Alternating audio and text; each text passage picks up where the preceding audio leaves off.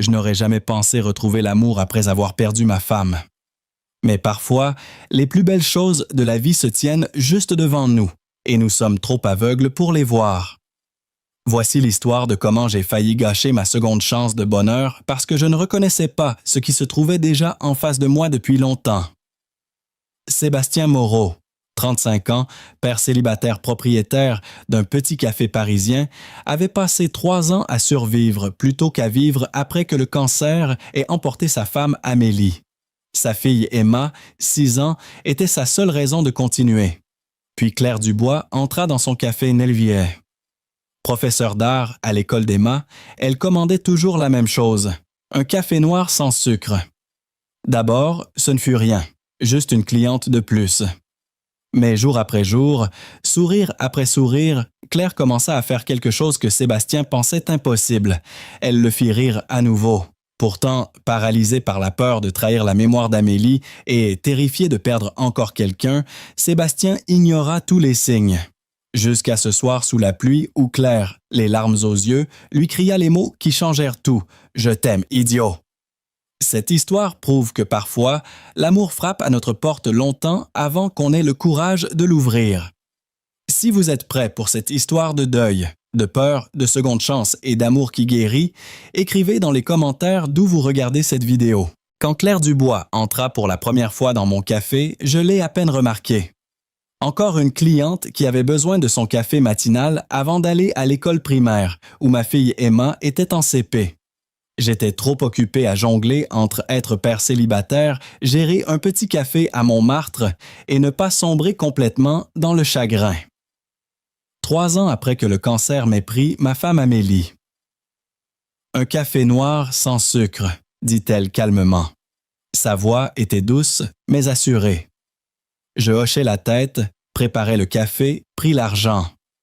C'était tout. Pas d'étincelle, pas de moment particulier. Juste une brève rencontre factuelle entre un propriétaire de café fatigué et une nouvelle cliente. Ce que je ne savais pas alors, c'est que ce moment apparemment insignifiant était le premier fil d'une toile qui allait plus tard lier nos vies de façon inséparable. À sa deuxième visite, elle commanda la même chose. Cette fois, elle sourit. « Vous faites le meilleur café du quartier ?» dit-elle. « Merci », répondis-je sans vraiment lever les yeux. « Bonne journée. » À la 3e fois, elle entra avec un livre sous le bras. C'était le même roman qu'Amélie lisait quand nous nous sommes rencontrés. Quelque chose se serra douloureusement dans ma poitrine, mais je repoussai ce sentiment. « Encore noir ?» demandai-je en attrapant déjà la tasse. Elle sembla surprise. « Vous vous souvenez de ce que je bois? » J'haussai les épaules. « C'est une commande simple. » Ce que je ne lui dis pas, c'est que je mémorisais toutes les commandes. C'était ma façon de garder le contrôle dans un monde qui avait basculé quand Amélie était morte. Le café était prévisible, sûr, sans douleur. À la 4e visite, elle ne vint pas le matin, mais en début d'après-midi, quand le café était silencieux. Elle s'assit près de la fenêtre, corrigea des cahiers, regardait parfois vers moi. Je faisais semblant de ne pas le remarquer. Un jour, elle se leva au comptoir. « Vous êtes le papa d'Emma, n'est-ce pas? » Je levai les yeux et la vis vraiment pour la première fois. Des yeux ambrés chaleureux, avec des paillettes dorées, des cheveux bruns en vagues douces, un blazer élégant sur un chemisier simple. « Oui, » dis-je un peu maladroitement. « Vous connaissez ma fille? »« Je suis Claire, » dit-elle en souriant, « sa professeure d'art plastique. » Quelque chose dans ce sourire me rendit à la fois calme et nerveux. « Emma parle constamment de vous, » continua-t-elle. « Elle dit que vous faites les meilleures crêpes du monde. » Mon visage devint chaud. Elle est impartiale, et elles sont en forme de dinosaures. Claire rit doucement. Quand même, elle vous adore. Parler d'Emma était facile. Tout le reste ressemblait à un champ de mines. Elle est très talentueuse, dit Claire. La semaine dernière, elle a peint un magnifique dessin de sa famille. Mon cœur sombra. Laissez-moi deviner. Elle, moi et Amélie. Claire hocha doucement la tête. Oui. Emma a dit que sa maman était maintenant au ciel, mais qu'elle faisait quand même partie de la famille. Je déglutis. C'est vrai. Claire sembla sentir mon malaise. Elle paya, prit son café et ne dit rien de plus ce jour-là. Le soir, Emma me montra le dessin. 3 bons chums, bâtons main dans la main, l'un d'eux avec des ailes au-dessus. « C'est maman, expliqua-t-elle. Elle veille sur nous.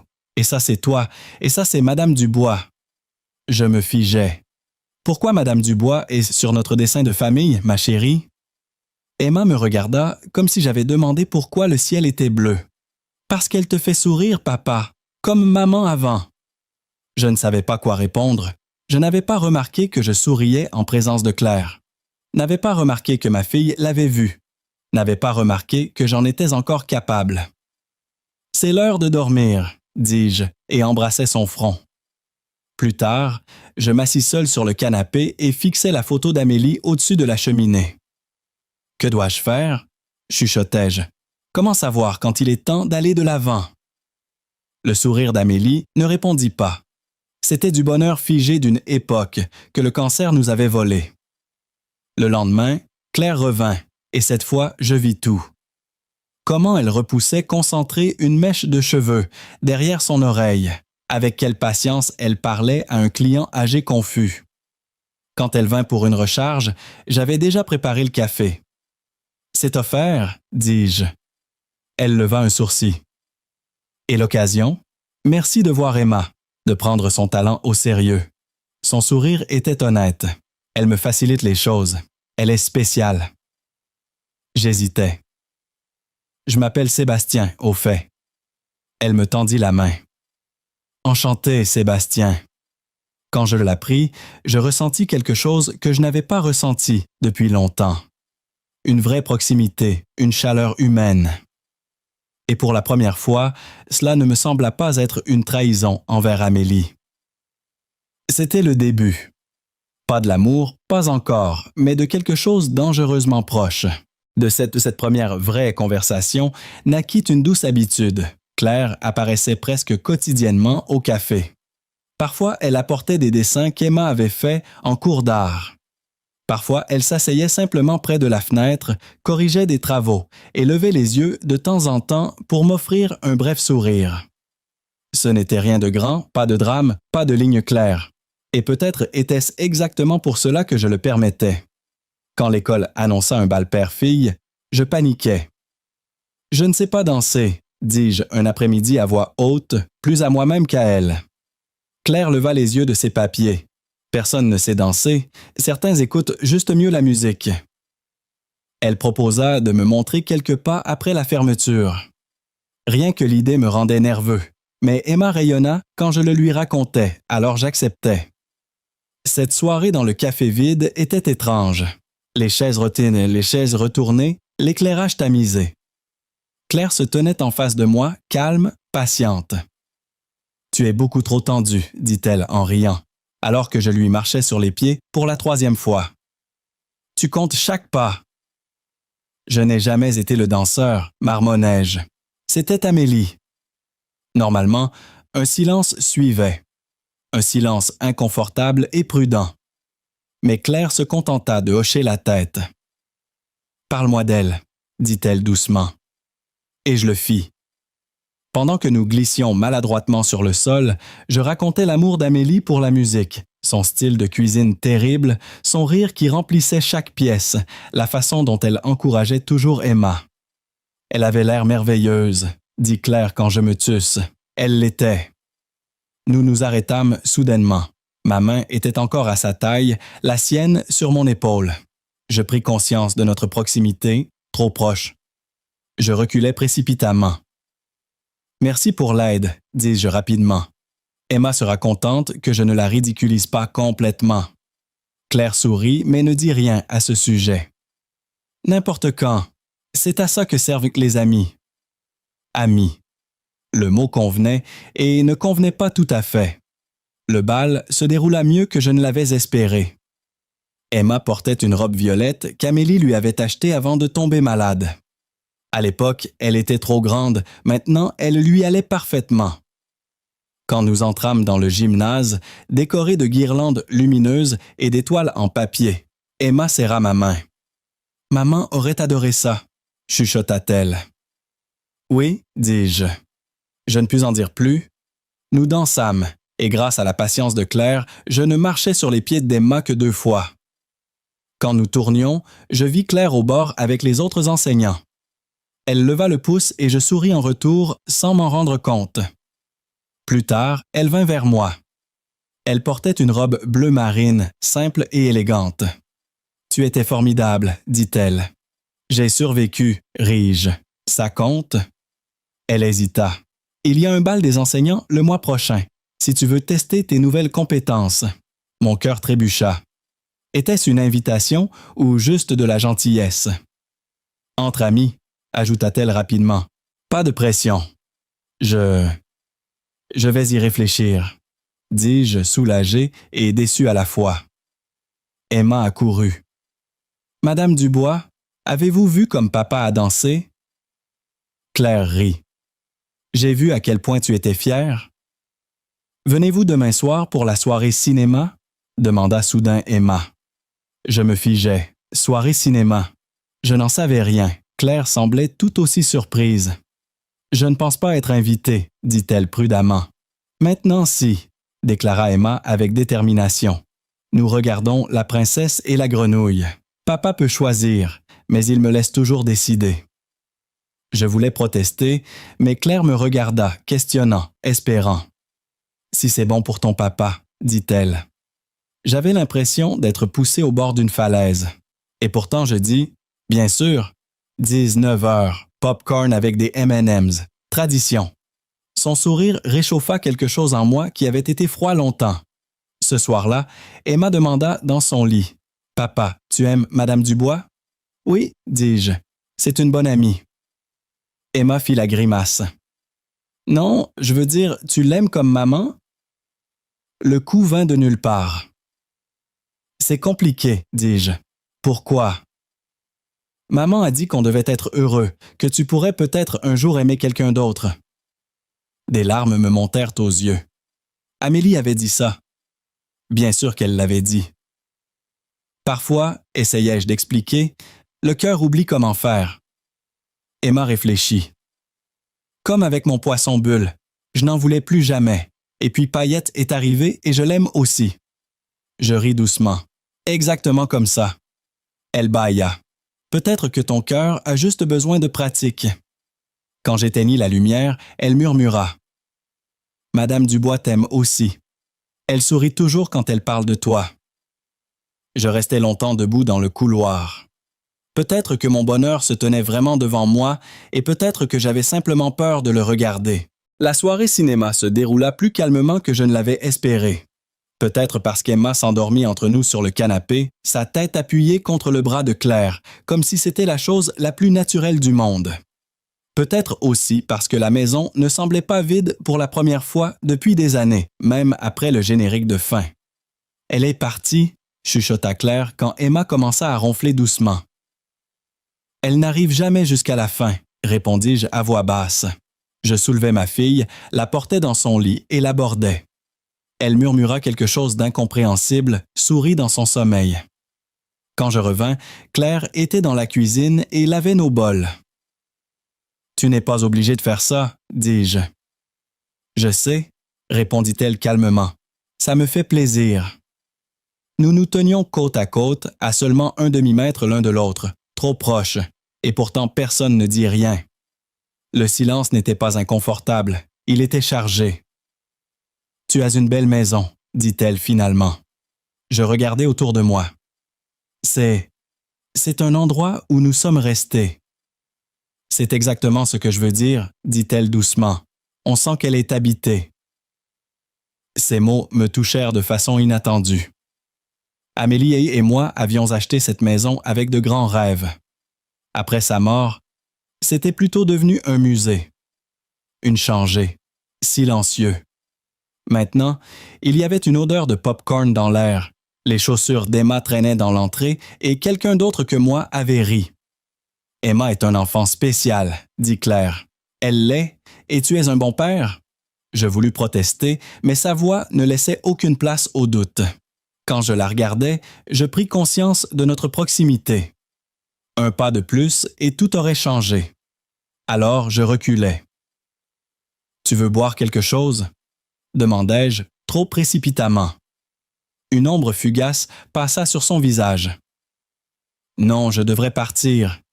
Il y a école demain. » À la porte, il y avait cette étrange tension non exprimée. « Merci pour la soirée, dit-elle.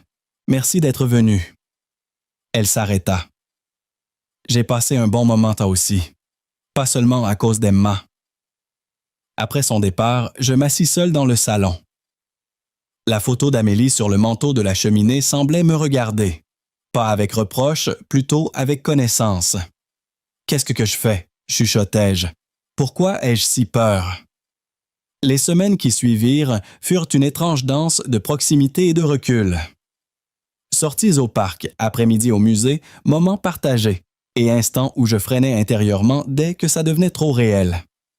Je voyais la douleur dans les yeux de Claire chaque fois que je prenais mes distances, et je me détestais pour ça. Le tournant vint un mardi soir pluvieux. Emma était chez une amie pour la nuit. Je fermais juste le café quand Claire entra, trempée, les cheveux bouclés. « Désolée, dit-elle, j'ai été surprise par la pluie. Je peux attendre un moment? » Je lui tendis une serviette. Bien sûr. Je lui fis un chocolat chaud et nous nous assîmes à une table, sans Emma, sans distraction, juste nous. « Sébastien, commença-t-elle après un moment, je peux te demander quelque chose? » Je hochai la tête, bien que j'aie un mauvais pressentiment. « Qu'est-ce qu'on fait ici exactement? » La question planait lourdement entre nous. « Que veux-tu dire? » demandai-je, bien que je sache exactement ce qu'elle voulait dire. « Nous, » dit-elle calmement. « Ce va-et-vient. Parfois j'ai l'impression qu'on se dirige vers quelque chose, et puis tu recules. » Je regardais dans ma tasse. Je ne sais pas quoi dire. La vérité serait un début. Je respirais profondément. Je ressens quelque chose. Et c'est exactement ça qui me fait peur. Pourquoi? Les mots sortirent de moi. Parce que j'ai l'impression de trahir Amélie. Chaque rire, chaque beau moment avec toi, j'ai l'impression de l'oublier. Claire prit ma main. Aller de l'avant ne signifie pas oublier. Ça signifie faire de la place pour du nouveau à côté de l'ancien. Et si je te perds aussi, chuchotai-je, je ne peux pas revivre ça. Personne ne connaît l'avenir, dit-elle doucement. Mais la peur est-elle vraiment une raison de repousser le bonheur quand il se tient devant toi? Je la regardais. Vraiment. La femme qui avait eu de la patience, qui aimait Emma, qui me regardait comme si j'étais plus que mon chagrin. J'ai peur, dis-je honnêtement. Moi aussi, admit-elle. Mais je crois qu'on en vaut la peine. Je me levai, allai à la fenêtre, regardai la pluie. Derrière moi, je l'entendis soupirer. Je devrais partir, dit-elle, résignée. La pensée de la laisser partir, maintenant, déchira quelque chose en moi. S'il te plaît, dis-je, ne pars pas. Elle se retourna.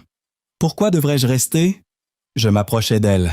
Parce que je suis un idiot, parce que je repousse le meilleur de moi, parce que je crois que je tombe amoureux de toi. Des larmes coulèrent sur son visage. Tu sais depuis combien de temps j'attends ça? Je suis désolé, chuchotai-je. Je t'aime aussi, espèce d'idiot complet, dit-elle en me frappant légèrement la poitrine. Puis elle fut dans mes bras. Et pour la première fois depuis des années, tout semblait juste. Cette nuit-là, je dormis à peine. Pas parce que quelque chose manquait, mais parce que mon cœur était trop bruyant, trop vivant. L'espoir peut être troublant quand on s'est habitué au vide pendant des années. Le lendemain matin, j'allais chercher Emma chez sa copine.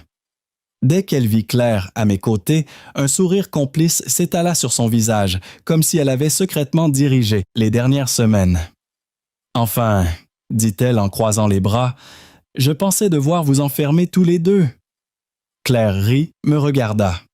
« Ton père avait juste besoin d'un peu de temps et de beaucoup de courage, ajoutai-je. » Emma prit nos mains, une à gauche, une à droite, comme si c'était l'ordre le plus évident du monde. Et peut-être que c'était le cas. Les semaines suivantes se sentirent différentes, plus légères, plus honnêtes. Claire ne venait plus seulement en visiteuse dans notre vie, mais en faisait partie. Elle aidait Emma avec ses devoirs, se disputait avec elle sur les légumes, lui lisait des histoires le soir quand j'étais tard au café. Et chaque fois que je les observais, je me demandais comment j'avais pu être aveugle si longtemps. Mais le bonheur reste rarement intact. Un soir, nous étions assis sur la terrasse. Emma dormait déjà. L'été était doux, l'air sentait la pluie. « Sébastien, dit Claire prudemment, nous devons parler de quelque chose. » Mon estomac se serra. Ça ne sonne jamais bien quand une phrase commence comme ça. Elle sourit faiblement. J'ai reçu une offre d'emploi. Elle hocha la tête. À Marseille, une école avec un programme spécial d'encouragement artistique. C'est une grande opportunité. Les mots me frappèrent de façon inattendue. Marseille était loin. Trop loin pour des soirées cinéma spontanées. Trop loin pour la vie que nous avions juste construite. Et, demandai-je. Je n'ai pas encore accepté, dit-elle rapidement. Je voulais d'abord en parler avec toi. Je regardais dans l'obscurité. La peur revint, douce, familière. Je ne veux pas que tu renonces à cause de nous. Je ne veux pas non plus partir si ça nous détruit, dit-elle honnêtement. Nous nous tûmes, et cette fois, ce n'était pas un silence agréable. Emma, dis-je finalement. Elle a déjà perdu quelqu'un. Je sais, chuchota Claire, et c'est exactement pour ça que j'ai si peur. Dans les jours suivants, j'observais Emma plus attentivement. Comment elle cherchait Claire en rentrant de l'école, comment elle lui montrait ses dessins en premier, comment elle se glissait à sa porte la nuit quand elle n'arrivait pas à dormir. Un soir, Emma était assise sur mon lit, les genoux remontés. « Papa ?» dit-elle. « Oui, ma chérie. Madame Dubois va partir. » Je me figeai. « Comment tu le sais? »« J'entends souvent plus que vous ne pensez, » dit-elle doucement. Je soupirai. L'honnêteté était le minimum. Peut-être, mais rien n'est encore décidé. Emma se mordit la lèvre. Je ne veux pas qu'elle parte. Moi non plus. Alors dis-le lui, dit-elle simplement. Maman disait toujours que l'amour ne doit pas être silencieux. Je souris tristement. Ta maman était plus sage que nous deux. Le lendemain, j'étais au café. Je vis Claire arriver à travers la vitrine. Son habituel café noir, pas de lait. Et soudain, je sus que fuir n'était plus une option. « Reste, dis-je dès qu'elle fut au comptoir. » Elle me regarda surprise. « Reste, continuai-je. Pas seulement pour moi, pour nous, pour Emma, pour ce qu'on a ici. Je sais que c'est égoïste, mais je veux essayer, vraiment, avec tout ce qui va avec. » Ses yeux se remplirent de larmes. « J'ai peur de vous décevoir un jour. »« Alors on se décevra ensemble, » dis-je doucement, « mais au moins ensemble. » Elle rit à travers ses larmes. « Tu sais que ce n'est pas un conte de fées. »« Non, dis-je, mais peut-être quelque chose de mieux, réel. » Elle refusa Marseille, pas par obligation, mais par choix. Des semaines plus tard, nous étions assis tous les trois par terre dans le salon, le projet scolaire d'Emma étalé. Elle ne nous peignait plus en bonhomme bâton, mais avec des couleurs. 3 figures, plus d'ailes dans le ciel, mais un grand cœur au-dessus de nous. « C'est nous, » expliqua-t-elle. « La famille, c'est c'est qui reste. » Je regardais Claire, elle hocha la tête. Et à ce moment, je sus que je n'avais pas perdu ma seconde chance. Je l'avais acceptée.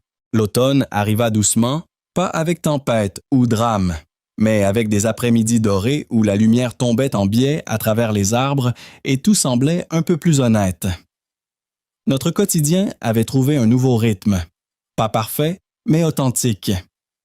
Claire n'emménagea pas, pas encore. Nous ne voulions rien précipiter. Au lieu de cela, elle restait souvent tard, lisait des histoires à Emma ou s'asseyait avec moi sur les marches de la cuisine pendant que le thé refroidissait et que nous parlions de tout ce que nous avions évité auparavant. De la peur, de la perte, de ce qui reste quand on ne fuit plus. Un soir, j'allais chercher Emma au ballet. Elle sauta dans la voiture, les cheveux ébouriffés, le visage rouge de joie. « Papa, » dit-elle sur le chemin du retour, « tu sais ce que Madame Dubois a fait aujourd'hui. »« Quoi donc? » Elle a accroché mon dessin au mur tout devant et elle a dit que l'art demande du courage. Je souris. Elle a raison. Je sais. À la maison, Claire nous attendait déjà, pieds nus dans la cuisine, un livre de cuisine ouvert. J'ai essayé quelque chose de nouveau, dit-elle prudemment. Si c'est bon. C'est courageux, dis-je en la prenant dans mes bras. Emma nous observa, puis hocha la tête satisfaite. Je le savais. Qu'est-ce que tu savais? Demanda Claire. Que papa rit à nouveau, répondit-elle simplement. Plus tard, quand Emma dormait, nous étions assis dans le salon. La photo d'Amélie était encore sur le manteau de la cheminée. Je ne l'avais jamais enlevée, je ne l'avais jamais non plus regardée différemment, jusqu'à maintenant. Parfois j'ai peur qu'elle pense que je la remplace, dis-je doucement.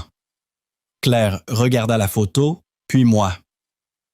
Je crois, dit-elle gentiment, qu'elle serait heureuse que tu ne sois pas seule. Je respirai profondément. Pour la première fois, cette pensée ne me sembla pas être une trahison. Le lendemain matin, Emma se leva inhabituellement tôt. Elle entra dans la chambre avec une feuille de papier. « J'ai peint quelque chose », dit-elle sérieusement. C'était une image de 3 personnes devant notre maison. Au-dessus d'eux, pas de cœur, pas d'ange, juste une fenêtre ouverte avec de la lumière. « Qu'est-ce que ça signifie ?» demandai-je. « Que maman n'est pas partie, dit-elle. Elle est juste ailleurs et nous avons le droit d'être heureux quand même. » Je déglutis. « Oui, dis-je, nous en avons le droit. » Des semaines plus tard, j'emmenai Claire sur la tombe d'Amélie. Pas par obligation, mais parce que cela me semblait juste. Emma tenait fermement nos mains. « Maman, dit-elle doucement, voici Claire. Elle prend soin de nous. » Le vent bougea les feuilles, comme si quelqu'un approuvait. Je regardais Claire. « Merci d'être restée. » Elle sourit. « Merci de m'avoir vu. » Ce soir-là, nous étions assis sur la véranda. Emma s'endormit sur les genoux de Claire. Je regardais toutes les deux et sus que ma vie n'était pas revenue en arrière. Elle était allée de l'avant. Et parfois, la plus belle chose dans la vie n'est pas le premier grand rêve, mais le second, qu'on manque presque parce qu'on avait peur de regarder. 6 mois plus tard, notre vie avait trouvé son équilibre naturel. Claire avait sa brosse à dents dans notre salle de bain, ses livres sur notre table de chevet, et Emma avait commencé à l'appeler « Maman Claire », sans que personne ne le lui demande. Un dimanche matin, je les trouvais toutes les deux dans la cuisine, Emma perchée sur un tabouret, mélangeant de la pâte à crêpes pendant que Claire lui expliquait les proportions. « Papa fait toujours trop de grumeaux », déclarait Emma avec sérieux. « Hé, j'entends » protestai-je depuis le seuil. Claire se retourna, de la farine sur la joue, et me sourit de ce sourire qui me faisait encore chavirer le cœur. « On perfectionne ta recette, dit-elle. »« En forme de dinosaure ?» demandai-je. « Évidemment, » répondirent-elles en chœur. Ces moments-là, simples et parfaits, me rappelaient pourquoi j'avais eu si peur de les perdre, et pourquoi j'avais eu tort de résister si longtemps. Le café prospérait aussi. Les clients réguliers avaient remarqué le changement. J'étais plus détendu, plus ouvert. Certains me demandaient même des conseils amoureux, comme si le bonheur était contagieux. « Vous rayonnez, Monsieur Moreau », me dit Madame Dubois. Pas de relation avec Claire, une de mes plus fidèles clientes. L'amour vous va bien. Ce mot, amour, ne me faisait plus peur. Il s'était installé confortablement dans notre vocabulaire familial, naturel comme respiré. Un soir de printemps, alors que nous nous promenions tous les 3 sur les quais de Seine, Emma nous dit soudain « J'aimerais qu'on prenne une photo tous ensemble. »« Une photo ?» demandai-je. « Pour remplacer celle du salon. Pas pour effacer maman, mais pour montrer qui on est maintenant. » Claire et moi échangeâmes un regard. Emma, à 7 ans maintenant, avait une sagesse qui me surprenait chaque jour. Nous trouvâmes un photographe de rue qui accepta de nous immortaliser. Emma entre nous deux, nos mains unies derrière son dos, le sourire authentique de gens qui ont trouvé leur place. Cette photo rejoignit celle d'Amélie sur le manteau, pas en remplacement, mais en complément. Le passé et le présent coexistant paisiblement. Ce soir-là, après avoir couché Emma, Claire et moi nous installâmes sur notre canapé, car c'était devenu le nôtre, officiellement, depuis qu'elle avait emménagé le mois précédent. « Tu regrettes parfois, me demanda-t-elle, d'avoir dit non à Marseille? » Claire réfléchit un moment. « Non, Marseille était une opportunité. Ici, c'est une vie, notre vie. » Elle se blottit contre moi. « Et toi? Tu regrettes d'avoir été si long à comprendre? » « Chaque jour, avouai-je. Mais peut-être qu'on n'était pas prêtes avant. Ni toi, ni moi, ni Emma. »« Peut-être, » murmura-t-elle. Au moment de nous coucher, je trouvais Emma debout dans l'encadrement de sa porte, tenant son doudou serré contre elle. « Qu'est-ce qu'il y a, ma puce? » « Je voulais juste vérifier que vous étiez toujours là tous les deux, » dit-elle timidement. Mon cœur se serra. Malgré toute sa maturité, elle restait une petite fille qui avait peur que les gens qu'elle aimait disparaissent. Claire s'agenouilla devant elle. « Nous sommes là, Emma, et nous resterons là. D'accord? » Emma hocha la tête et retourna se coucher avec un soupir satisfait. Cette nuit-là, en regardant Claire dormir à mes côtés, je pensais à tous ces mois où j'avais résisté à l'évidence. À tous ces signes que j'avais ignorés par peur, par loyauté mal placée, par simple lâcheté. Elle avait raison de me traiter d'idiot ce soir sous la pluie. J'avais été aveugle aux cadeaux qui se tenaient devant moi chaque matin dans mon café. Mais nous y étions arrivés. Malgré mes peurs, mes reculs, mes hésitations. L'amour avait été patient, et nous avions fini par dire oui. 1 an après cette soirée sous la pluie, où Claire m'avait dit « Je t'aime, idiot », nous organisions une petite fête au café pour célébrer l'anniversaire de notre rencontre officieuse. « Officieuse comment? » demanda Emma en décorant des cupcakes. « Parce que ton papa a mis 6 mois à comprendre qu'il était amoureux, » expliqua Claire en riant. « 9 mois, corrigeai-je. Il faut être précis dans les bêtises. » Emma leva les yeux au ciel avec l'exaspération dramatique des enfants de 8 ans. « Les adultes sont vraiment compliqués. » Nos amis et voisins vinrent célébrer avec nous. Le café était plein de rires, de conversations croisées et de cette chaleur particulière qui naît quand des gens heureux se retrouvent. Madame Chen, notre voisine, prit Emma sur ses genoux. « Tu sais que ton papa et Claire vont peut-être se marier un jour? » lui dit-elle avec ce tact légendaire des grands-mères. Emma réfléchit sérieusement. « Ils sont déjà mariés dans mon cœur.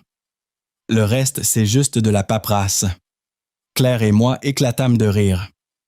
Cette gamine nous surprendrait toujours. Plus tard, quand les invités furent partis et qu'Emma dormait dans l'arrière-salle du café sur des coussins improvisés, Claire et moi nettoyions en silence. « Elle n'a pas tort, tu sais, » dit-elle soudain. « À propos de quoi? » « La paperasse. » Je m'arrêtais de ranger les chaises. « Claire? » « Je ne dis pas ça comme une pression, » s'empressa-t-elle d'ajouter. « Juste comme une observation. » Je m'approchai d'elle, pris ses mains dans les miennes. « Et si je te disais que j'y pense aussi?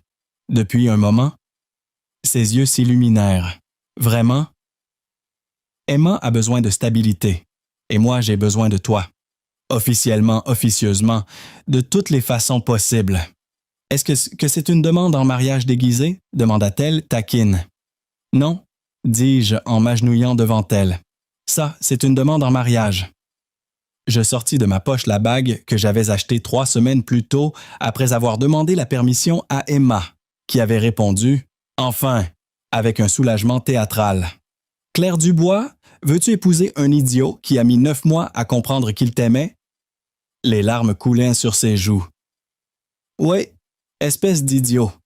1000 fois oui. » Emma choisit ce moment pour se réveiller et apparaître dans l'encadrement de la porte, les cheveux en bataille.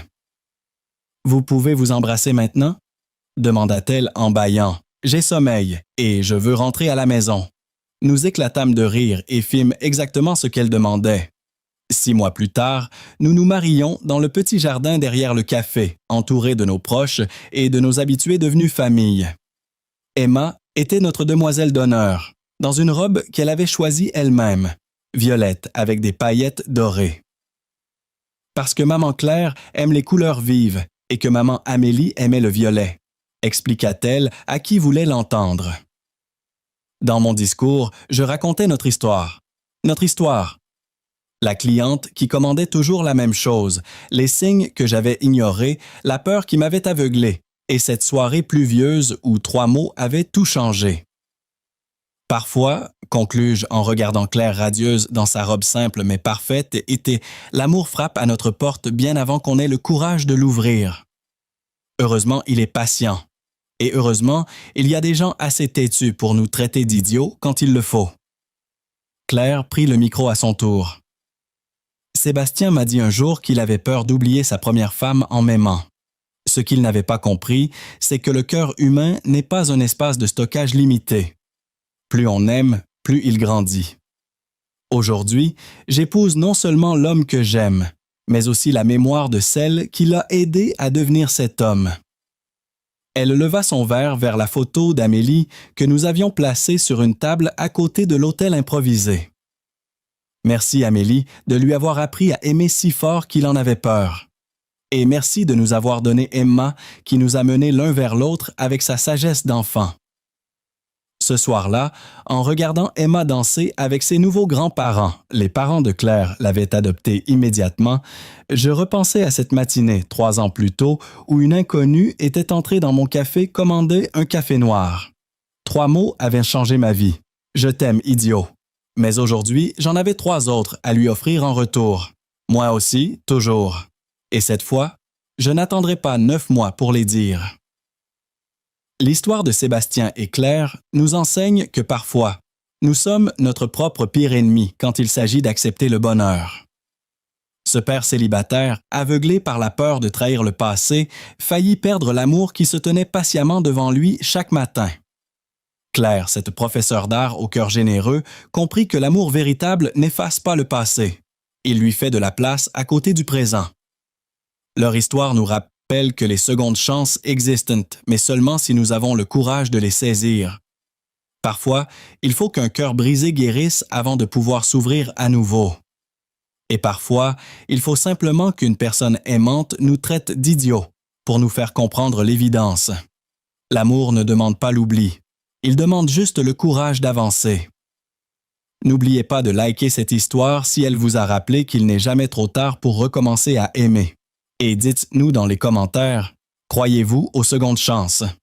Votre soutien nous aide à créer plus d'histoires qui célèbrent la beauté de l'amour patient et des familles recomposées.